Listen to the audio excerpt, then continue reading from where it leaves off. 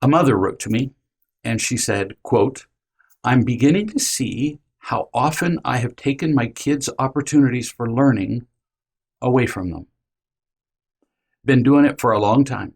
I make choices for them or give them advice or control them instead of letting them learn." Nearly every parent does that. Why do we do that? Because it's very counterproductive. First, we reason that we know better. And yes, we do have more experience. So we tend to take the opportunity to share our brilliance with our children. Sometimes we are trying to help, but often that's an excuse. In fact, that excuse often precedes some of the worst crimes in the world. We're trying to help and we use it to rationalize our need for control and for feeling more powerful or less helpless ourselves. Second, to complicate things, we actually do have a part of us that does want to help them learn things. And three, we want to help them avoid mistakes. See the mix-up of motivations? We want to help them, but we also want to take control. We don't want to look bad and stupid and blah, blah, blah. So the mother says, "My daughter Haley and I were sleeping in a tent in the backyard last night."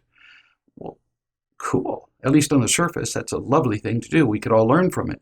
Children love one-on-one time most. Family time is cool. One-on-one time, way better. I'm a father of now old kids, and I've asked them what they remember most. And they remember some of the family vacations, but they remember the one-on-one time most.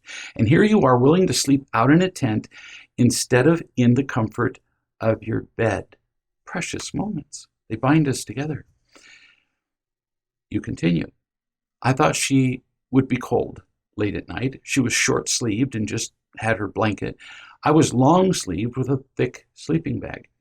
I started talking about it. She said that she would be fine. So I stopped." Wow, astonishing. Normally, we don't offer suggestions to our kids. We control them. Put on your coat, button up your shirt, comb your hair. We think we're helping, but if our suggestions are not clearly to prevent an injury that a child could not foresee, then mostly we're controlling. Examples of non-controlling suggestions might be teaching a child to drive. You really have to do that, although you can do it in a controlling way. Teaching a child how to run a chainsaw. Yeah, absolutely necessary. But it does still depend on our attitude. We can still have a controlling attitude when we have to teach them. But then, no, we don't stop there. We teach them things that they don't have to learn. We make suggestions about their clothing color coordination. Got to be kidding me. And so many things that are simply our preferences, not necessary to their health or emotional well-being. So, way to go you, that you just let it go, that she thought, I'll be warm enough. You continue. At this point, it would just turn into, in the past, it would just turn into me nagging and repeating the same thing more forcefully to make her listen, to make her do what I think she should do. I would start controlling. I'll bet you would. And it looks so innocent because we're being helpful. We reason, well, if she's cold, she'll catch a cold, which of course has been proven by medical science to not be the case, and yet that myth is repeated just endlessly. No, and even if she did catch a cold, it would be better than feeling controlled. She'll get over the cold, but feeling controlled, many kids never get over, because I get to see them as adults and learn that it all came from instances like this. At an early age, we need to quit telling kids to put on more clothing. We knew for example, with my kids, we knew that they would get cold if they didn't put on enough clothing. And then later they would say something like, "I'm cold."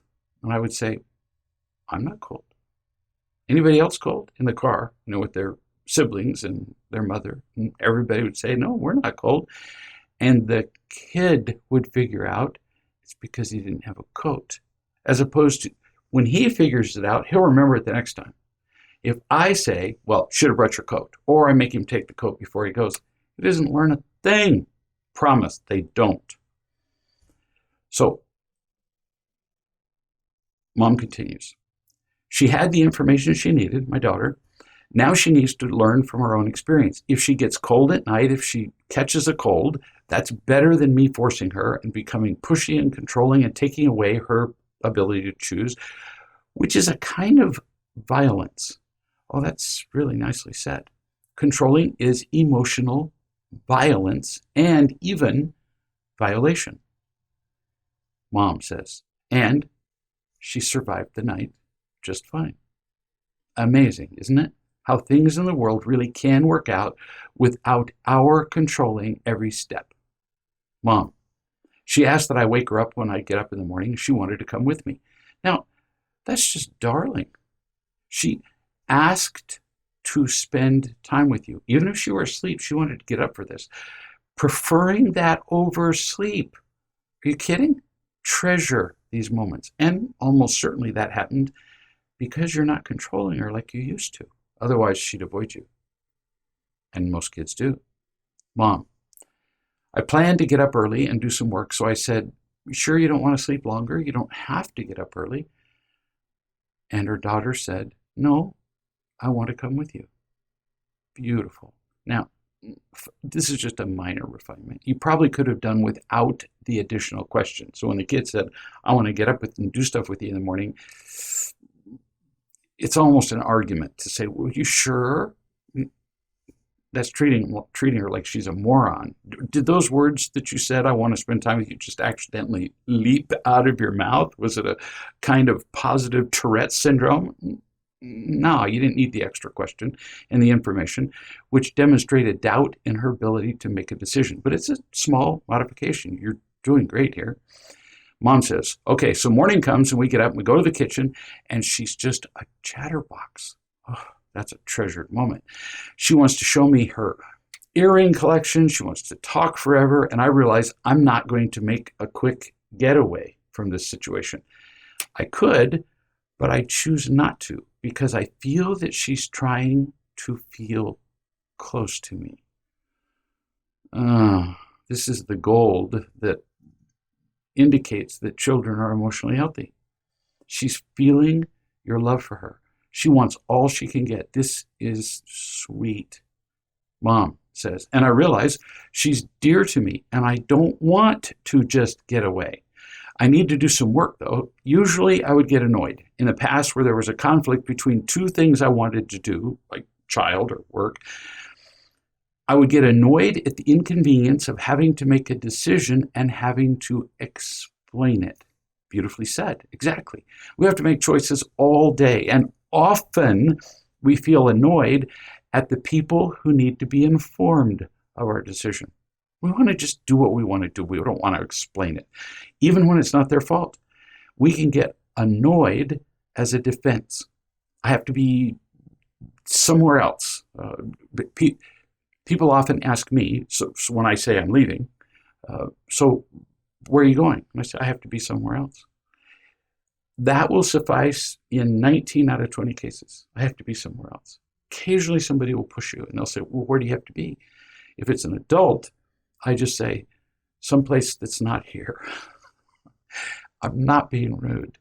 It's just, the more we justify ourselves, the smaller we feel. And the more other people feel like it's okay for them to stick their nose in our business. It's really not. Mom says, I feel the conflict. She wants, she needs me, but I want and need to do something else. And I realize it's an inconvenience, but I'm not annoyed because I feel her need for my love and time, and I love her. I have space in my heart. I have forced myself to spend time before with her in this situation, but that didn't feel the same. Not for me, and I'm sure not for us. Yeah, no brainer. Big difference between feeling forced to spend time with somebody and wanting to, and both of you can feel it. Mom finishes. So I spend some time admiring her earring collection. She might get her ears pierced for her 10th birthday. She's sitting on my lap. I also prepare some breakfast and some potluck stuff for a social gathering. And then we head to my office together. And I work Remember, I said that I was going to spend some time with her this morning. I didn't say doing what. After all this, I go to my office and I work, and she's reading. This is beautiful. So you didn't have to justify anything. You just went to work. It's quiet time for both of us. This is the first time I am understanding or experiencing the difference between annoyance and inconvenience. I'm happy. In other words, inconvenience always happens, but it's a choice whether I feel annoyed. I'm happy. I did not cut her off or hurt her feelings. I didn't shove her aside. I feel the heartstrings between my little daughter and me. They're humming. Ooh, nice metaphor. She reminded me of me at the end of our Skype call, and she's referring to a Skype call that she had with me. She said, when it's time for you to go, sometimes you spend more time loving me because I want it and need it, and you're not annoyed. Sometimes you don't. Sometimes you just leave. And you have said before that when you stay and love me past our appointed time, that's just a piece of evidence, proof, really, that you love me. And it is proof. And I can learn to love my daughter just like this. Yeah, you really can. Or more accurately, yeah, you really are. So can all of us.